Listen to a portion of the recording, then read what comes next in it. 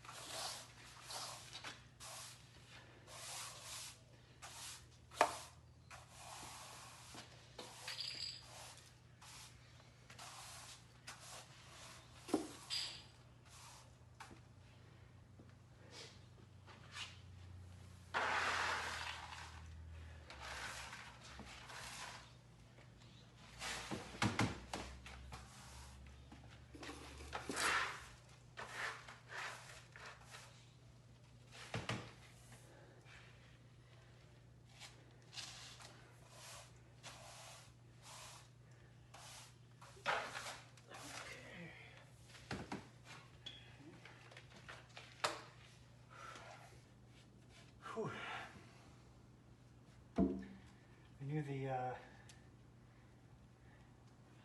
concrete pour on the foundation usually isn't like perfectly level. The height of the concrete block over here versus there is almost a quarter inch.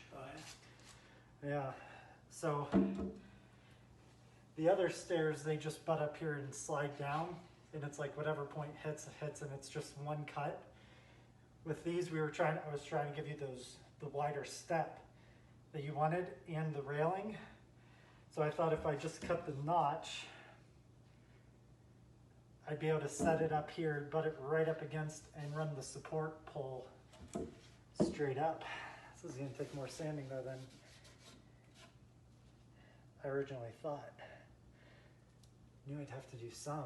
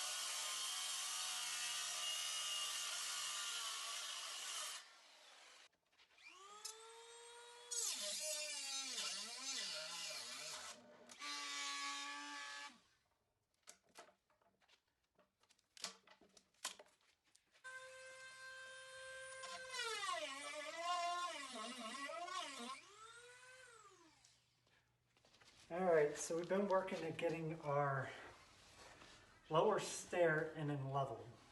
So we are running into a couple of challenges that we're looking at. What is the best option to address these? So with the install of stairs, you want to make sure your stairs are level. With this particular staircase, since it's a garage up to a landing, one thing that a lot of garages will do is have a slight slope out. So any fluids or anything that, rainwater, anything that may get into the garage, either from pulling your car in to park or just in general, often garages end up with a little bit of a slope. And when I was doing my measurements and cuts, I did not account for that. So usually it's very subtle, but in this case, it is impacting our level this way out of the stairs. So the problem with stairs is that means as you're taking your step down, it's almost dumping you forward, which is obviously not what you want to happen. So we're going to do a combination of things to address this issue. So first we're going to continue with sanding, and what we'll do is we'll sand more on this back end, on the underneath portion, to help the box settle down more and lower itself here while staying up higher on this end. And then what we'll do is we're going to use a little bit of cement caulking, which is the type of caulking it is meant to affix to concrete. So, and it's also a self-leveling polyurethane.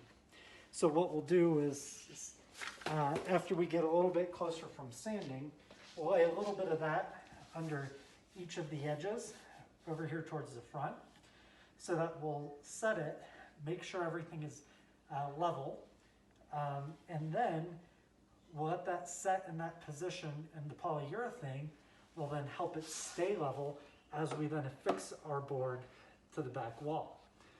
So once this affixes to the back wall, it'll stay in a very solid state, and it'll just rest on that self-leveling polyurethane. Now, one little tip on anything you see at the home improvement store called self-leveling. Self-leveling items have their limit. So you're talking fractions of an inch of self-leveling versus significant self-leveling. So keep in mind that they work to a degree. And luckily in this case, with a little bit more sanding, it'll be right within our threshold. So we're going to continue to work at the bottom edge of our box so that we have a better level base. And it's really important that your bottom level in every level is actually done this way to make sure that you're level in the beginning, because the higher up you go, that little bit of being off level amplifies itself the higher you go. So think of it like our little square here. All right, so let's say I'm very off level here. If I'm only going up a little bit, we're talking about a small little quarter. But because if I'm off on this angle, the higher I go, the greater that height distance is. So since we're going up higher with the stair, that little bit off amplifies just as much as this angle increases. So we got to make sure, especially that our base is level, because once we set it, the next level becomes even more difficult to level. So we'll want to just make sure we have this in good shape before we go with our second stair box.